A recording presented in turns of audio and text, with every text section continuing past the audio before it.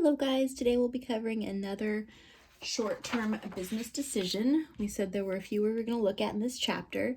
We've done special orders, make or buy last lesson. So today we're going to focus on keep or discontinue a product and then sell now or process further. So first we have keep or discontinue a product or segment. So what happens in this situation is management is usually provided with a report that looks like this. This is from your book. They're given the P&L for all of their divisions, right? So in this case, we have a company that makes snow boots, also sells equipment and clothing. And so manager at the end of the period will get a P&L for each one of those divisions. And you can see that one kind of sticks out like a sore thumb because it has a loss. So then typically what happens is managers have that knee-jerk reaction of, oh my gosh, that's a huge number. Let's go ahead and discontinue it. And then we're going to have $76,000 more somewhere else, in total for the company. And so our job as management accountants would be to kind of pump the brakes again and say, before we make any rash decisions, let's go ahead and do a careful analysis and make sure that we are just going to consider our relevant revenues and relevant costs. Okay. So we'll go ahead and prepare a report for them, and then they can decide whether or not to keep the product line or discontinue it. So when making this decision,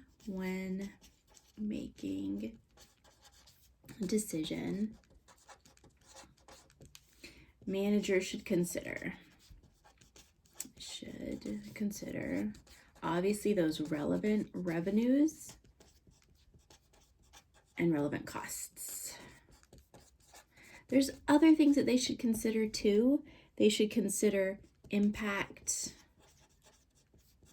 to customers, right? Will our customers be upset because we've eliminated one of their favorite products and therefore not come back to us for our other products?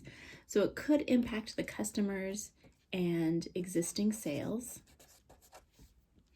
It could impact existing employees, right? Employee morale.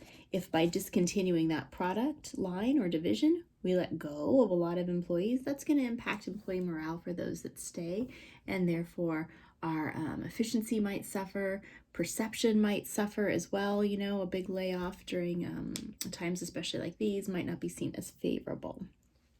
Okay, so there's some things we should consider. We're obviously going to focus on this first one in this introductory class, but then quantifying these two, that takes place in a more advanced accounting class and is some fun calculations. But for now, we'll just focus on this data, on our relevant costs and our relevant revenues. So the first thing that we're going to want to do is reformat this report. We want to move from a traditional income statement, right? This is a traditional income statement. Sales, cost of goods sold, gross profit, your selling and admin, and then your operating income. Move it to a CM income statement. Why are we going to take the time to do that? Because remember, CM breaks apart your variable and your fixed costs. We were saying earlier that variable costs, for the most part, are always relevant. Okay, so they're normally always relevant. Fixed costs, right? Sometimes they're relevant, they can be relevant, or they could be irrelevant. Right, so we'll have to get more information. Now, when it comes to the keep or discontinue, they're going to use a new term called allocated fixed costs.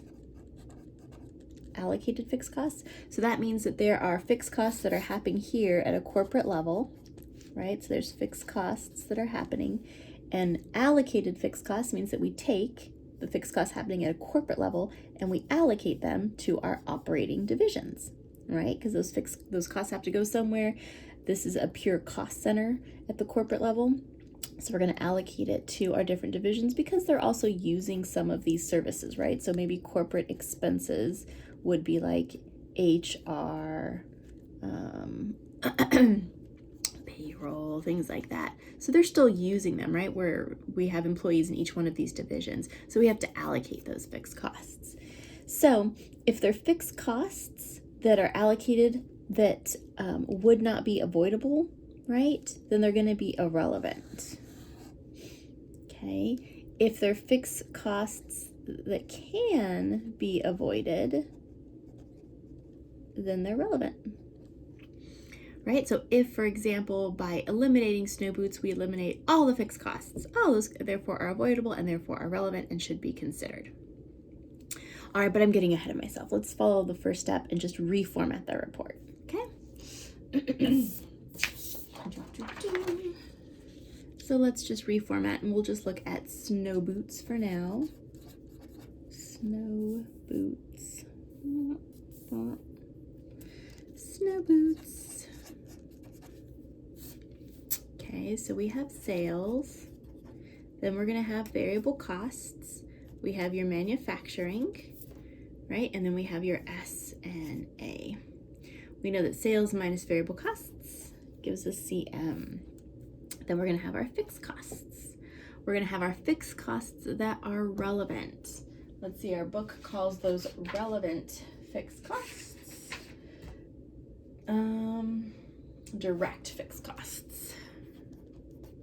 Direct fixed costs. So, again, tomato, tomato. Okay, so some books call it avoidable. Your book is calling it direct. That's fine. Always good to know more. All right. So sales minus your variable costs gives you your CM minus your fixed costs, just those that are directly traceable to this division, and therefore if we eliminated it, they would go away. Okay, so therefore they're relevant because they change when there's a situation of having the division, not having division. If we have the division, we have the fixed costs. If we don't, they go away. So therefore they change and they're relevant costs. Alrighty, then after that, that gives us, your book calls it product margin. And then we leave a space and we go on to fixed costs that are allocated fixed costs. And we consider those separately, right?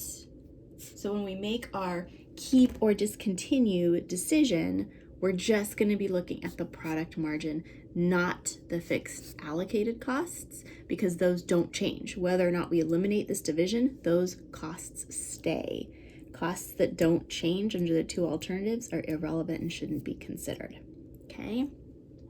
So in this example, it's on page 531, right? They're going to give us the breakdown of what's allocated and what's not. But let's figure out the rest of our information. So we have here our sales. Sales stays the same, 1.1. Variable manufacturing for 23. Variable S&A, 195. Subtract that to get your contribution margin, and we should get 532. This is a good sign that this division has a positive contribution margin. That's a good sign. Reading on in the data, they tell us that the direct fixed costs for this line is $75,000, meaning if this line of product was eliminated, $75,000 would go away. Okay, so it is avoidable or direct to that division. So now subtract, you can see we're going to get a positive number, right? 457. Okay, so if product margin is positive, your decision is to keep the line. If this had been negative, the decision is to discontinue the line. So you can see this line is actually in itself profitable when we consider just the cost relating to that product line. Therefore, management should keep it. And what we might recommend for these allocated fixed costs is to determine if allocation is fair between the divisions, right? What if right now they're taking all their fixed costs and they're just dividing it evenly by all three product lines? That's not really a fair and judicious process, right? They should probably base it on usage, right? If it's an HR cost, allocate it based on how many employees are in each division, right? So you want to make sure that it's something that's reflective and fair of the cost, and that might help us paint a different picture when we look at the traditional income statement for each division. All right, see you in the next video.